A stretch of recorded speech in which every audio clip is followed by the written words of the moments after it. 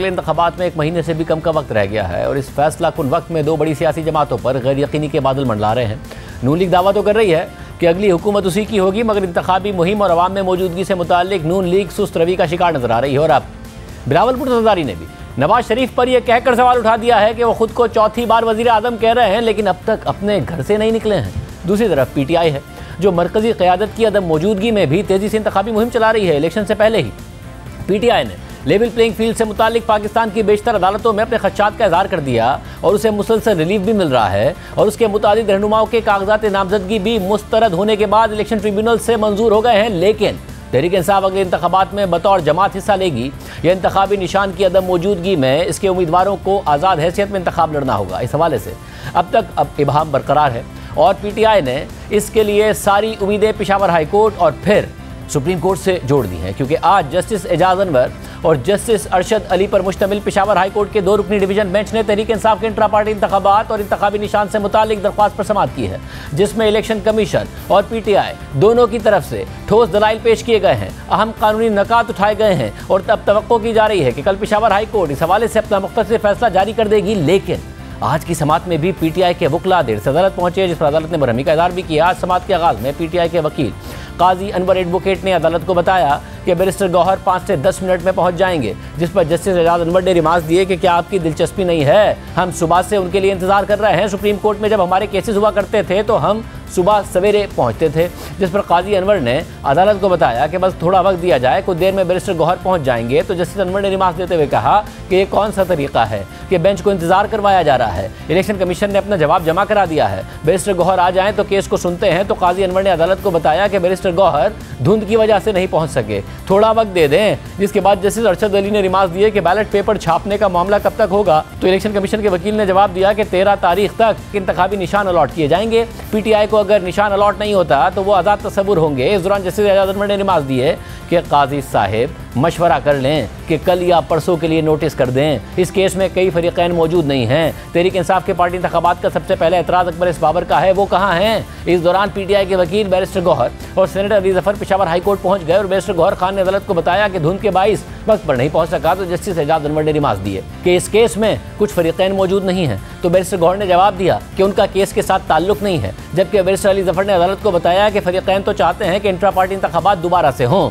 एतराज़ इंतखाबात पर हुआ था कि दोबारा इनकाद किया जाए। हमने आइन के मुताबिक पार्टी के इंतखाबात करवा दिए। इलेक्शन कमीशन ने हमारे इंतखाबात कलअदम करार दिए थे। इलेक्शन कमीशन ने 20 दिन में दोबारा इंतखाबात कराने का कहा। हमने पार्टी इंतखाबात कराए और फॉर्म 65 इलेक्शन कमीशन को दे दिया। इलेक्शन कमीशन ने कहा कि 14 एतराज़ात आए हैं। हमने कहा कि एतराज़ कुरुंदा दोबारा इंतखाबात चाहते हैं, लेकिन वो पार्टी मेंबर नहीं है। इस दौरान जस्टिस अरशद अली ने अली जफर से सवाल किया कि अगर परसों तक समाअत मुलतवी कर दें तो इस पर आपका एतराज़ क्या होगा। इसी दौरान जस्टिस एजाज अनवर ने रिमार्क दिए कि केस की समाअत कल सुबह 9 बजे फिक्स कर लें, उसी वक्त सुन लेंगे। तो अली जफर ने जवाब दिया कि अगर अदालत केस नहीं सुनना चाहती तो मैं कुछ नहीं कह सकता, मैं चाहता हूँ कि केस को सुना जाए। जिसके बाद अदालत की तरफ से ये रिमार्क्स आए कि हम केस को आज ही सुनते हैं, आप दलाइल शुरू करें। तो अली जफर ने दलाइल देते हुए कहा कि इलेक्शन कमीशन के फैसले पर हुक्म इम्तिना बहाल किया जाए। इलेक्शन कमीशन ने जनरल सेक्रेटरी की तैनाती की बिना पर इंतखाबात कलअदम करार दे दिए। उमर अयूब के तैनात करदा पार्टी के चीफ इलेक्शन कमिश्नर पर भी एतराज़ उठाया गया।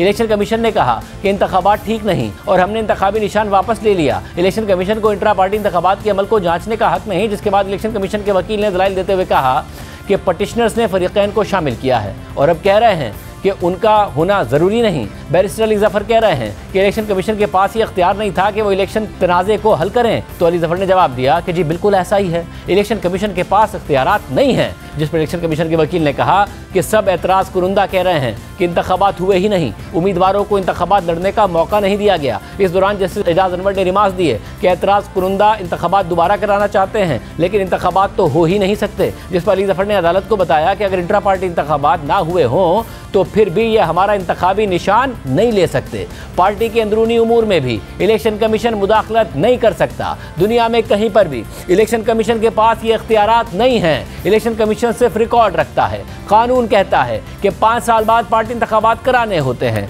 2023 में एक्ट में तरामीम की गई। इससे कबल इंट्रा पार्टी इंतखाबात ना कराने पर कोई सजा ही नहीं थी। सजा सिर्फ जुर्माना है, इंतखाबी निशान वापस लेना नहीं। एक्ट में कहीं नहीं लिखा कि इलेक्शन कमीशन के पास इख्तियारात हैं। इलेक्शन कमीशन पाबंद है कि 7 दिनों में सर्टिफिकेट जारी करे। जिस पर जस्टिस अरशद अली ने अली जफर से सवाल किया कि आप इंतखाबी निशान बल्ला क्यों मांग रहे हैं, आपको बल्ला ही क्यों चाहिए? तो अली जफर ने जवाब दिया कि कानून में है कि सियासी जमात को जारी किया गया इंतखाबी निशान दूसरी जमातों को नहीं दिया जाएगा। अवाम पढ़े लिखे नहीं, उनको पता नहीं चलेगा कि किस सियासी जमात को वोट दे रहे हैं। इंतखाबी निशान सियासी जमात की पहचान होती है। गुज़िश्ता 2 इंतखाबात से बल्ला ही हमारा पार्टी निशान था। अगर अभी सर्टिफिकेट जारी ना हुआ तो इंतखाबात में जमात के तौर पर हिस्सा नहीं ले सकते।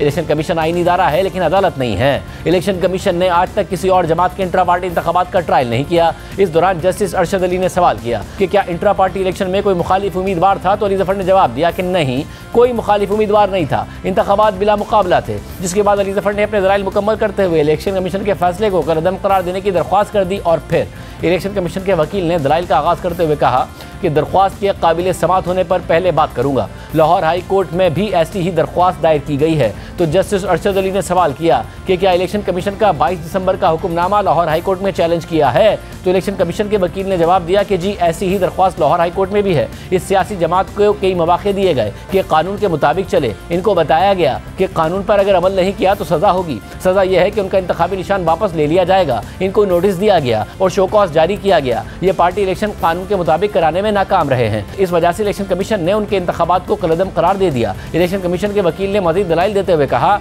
कि पीटीआई को इंट्रा पार्टी इंतखाबात कराने का पहला नोटिस 2021 में जारी किया गया। पीटीआई ने जवाब दिया कि कोरोना की वजह से हम इंट्रा पार्टी इंतखाबात नहीं करवा सकते। पीटीआई ने 1 साल की तौसी मांगी। इलेक्शन कमीशन ने तहम्मुल का मुजाहरा करते हुए 2022 तक उन्हें मौका दिया। इलेक्शन कमीशन ने मार्च 2022 में फिर नोटिस किया कि इंट्रा पार्टी इंतखाबात कराए जाएं। जून 2022 में पीटीआई ने इतला दी कि पार्टी के आइन में खुफिया वोट के इलेक्शन की तरमीम की है। तरमीम के बाद इंट्रा पार्टी इंतखाबात का इनेकाद किया जाएगा, जिस पर इलेक्शन कमीशन ने वाजे किया था कि इंट्रा पार्टी इंतखाबात ना कराने की सूरत में निशान वापस लिया जा सकता है। इलेक्शन कमीशन ने यह बात पहले ही नोटिस में वाजे की थी। पीटीआई ने मुख्तलिफ दस्तावेज में यू टर्न भी लिए। पीटीआई ने आइन में तरमीम की, लेकिन जब इलेक्शन कमीशन ने तलब किया तो तरमीम वापस ले ली। वापस लेने वाली तरमीम पर अगर इंतखाबात कराए तो खुद ब खुद इंतखाबात कलअदम हो जाते हैं। इलेक्शन कमीशन समझता है कि पीटीआई ने इंट्रा पार्टी इंतखाबात शफाफ नहीं कराए। इलेक्शन कमीशन ने पार्टी को इंतखाबात ना कराने की सूरत में नताइज से आगाह किया था। पीटीआई की 24 सफ़हात पर मुश्तमिल दरख्वास्त में सिर्फ एक पॉइंट है कि इलेक्शन कमीशन सिर्फ रिकॉर्ड कीपर है।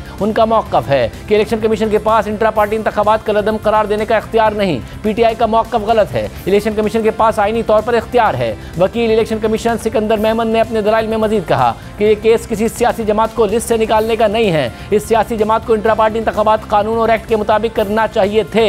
ये नहीं है कि बस एक कागज़ पकड़ाया और कहा कि इंतखाबात हो गए। सिर्फ इंट्रा पार्टी इंतखाबात कराने नहीं बल्कि आइन के मुताबिक कराने हैं। इन्होंने अपनी दरख्वास्त में कहा है कि पार्टी को ख़त्म किया गया है। केस इंतखाबी निशान वापस लेने का है, पार्टी को ख़त्म नहीं किया गया। इंट्रा पार्टी इलेक्शन कलअदम करार दिए गए हैं। अगर पार्टी को ख़त्म किया गया तो फिर उसके खिलाफ सिर्फ सुप्रीम कोर्ट में अपील दायर की जा सकती है, यहाँ नहीं। इस दौरान जस्टिस अरशद अली ने रिमार्क दिए कि एक पार्टी इलेक्शन कराती है तो इलेक्शन कमीशन कैसे स्क्रूटनी कर सकता है। इलेक्शन कमीशन ने तो सिर्फ दस्तावेजात की जांच पड़ताल करनी होती है। जबकि जस्टिस एजाज अनवर ने रिमार्क दिए कि आपने रूल्स में नरमी की, इनको इंट्रा पार्टी इंतखाबात कराने का वक्त दिया, क्या इसके बाद इनको कोई शो कॉज नोटिस जारी किया गया? जिस पर इलेक्शन कमीशन के वकील ने जवाब दिया कि पहले ही हमने 3 शो कॉज नोटिस जारी किए थे। जिस पर जस्टिस एजाज अनवर ने सवाल उठाया कि आप क्या कहना चाहते हैं, क्या 23 नवंबर को दोबारा इलेक्शन कराने का जो फैसला था वही शो कॉज नोटिस था? जस्टिस अरशद अली ने रिमार्क दिए कि 2 दिसंबर के इंतखाबात कानून के मुताबिक ना होने पर क्या आपने इनको शो कॉज नोटिस जारी किया? क्या इंट्रा पार्टी इंतखाबात के बाद एक और शो कॉज नोटिस नहीं देना चाहिए था?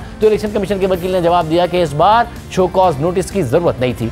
जिस पर जस्टिस अरशद अली ने कहा कि इलेक्शन शेड्यूल जारी हो जाए तो उस दिन से इंतखाबात शुरू हो जाते हैं। तो इलेक्शन कमीशन के वकील ने जवाब दिया कि जावेद हाशमी केस में ये क्लियर है, तहरीक इंसाफ आइन के मुताबिक अपने इलेक्शन कमीशन के जरिए इलेक्शन कराएगी और इलेक्शन कमिश्नर पूरे मुल्क के पार्टी नुमाइंदों में से मुंतखब किया जाएगा। इलेक्शन कमिश्नर सिर्फ एक बंदा नहीं बल्कि पूरी एक बॉडी और मुस्तकिल सेक्रेटेरिएट होगा। मगर पीटीआई ने एक शख्स को इलेक्शन कमिश्नर बनाकर इंतखाबात करा दिए जो गैर आईनी है। जिस पर जस्टिस अरशद अली ने सवाल किया कि अदालत को यह बताएं कि इलेक्शन कमीशन का इख्तियार कहाँ है, तो इलेक्शन कमीशन के वकील ने जवाब दिया कि इलेक्शन कमीशन ने अपना इख्तियार इस्तेमाल करते हुए फैसला किया, तहरीक इंसाफ की दरख्वास्त काबिल समाअत नहीं है, इसे खारिज किया जाए। इसके बाद इलेक्शन कमीशन के वकील सिकंदर महमद के दलाइल मुकम्मल हो गए और उन्होंने समाअत परसों तक मुलतवी करने की इस्तदा कर दी और कहा कि फरीकैन के वकला हड़ताल के बाइस पेश नहीं हुए। इसके बाद तहरीक इंसाफ के वकील अली जफर ने कहा कि इलेक्शन कमीशन के वकील के दलाइल आम इंतखाबात के लिए हैं, इंट्रा पार्टी इलेक्शन के लिए नहीं है। इलेक्शन कमीशन ये कहता है कि आप इंतखाबात नहीं लड़ोगे। इलेक्शन कमीशन को तो कहना चाहिए कि सियासी जमातें इंतखाबात लड़ें,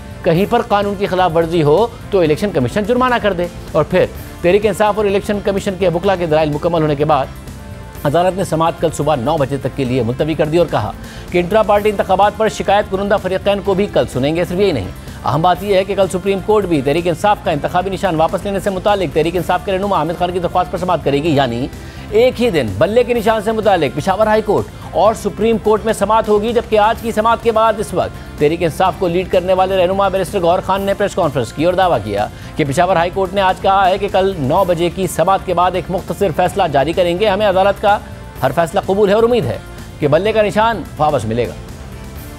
कल इंशाअल्लाह ताला 9 बजे उन जो प्राइवेट पार्टीज रिस्पोंडेंट है उनके वकीलों को सुना जाएगा। अदालत ने कहा है कि कल इंशाअल्लाह ताला इसका ऑर्डर आ जाएगा। हमें अदालत का हर फैसला कबूल है। हमें उम्मीद है इंशाअल्लाह ताला इंसाफ पे मबनी होगा, हक की फतह होगी, जो बल्ले का निशान है वो मिलेगा। साहब अब ये थोड़ा क्लियर कर दे, बैरिस्टर जफर साहब ने अदालत में साफ बता दिया कि सुप्रीम कोर्ट से केस वापस लेंगे, तो कल आप केस वापस लेंगे या उसको पेंडिंग करके? देखिए, वो अगर वो अदालत पेंड रखती है पेंड रख जाए, अगर वो विड्रॉ हो जाता है तो विड्रॉ हो जाए, क्योंकि केस जब अदालत सुन लेती है फाइनल तो वो कोई भी डिसीजन कल आएगा तो प्रिवेल तो यही करेगा, तो उसकी ज़रूरत अब नहीं रही उस जजमेंट।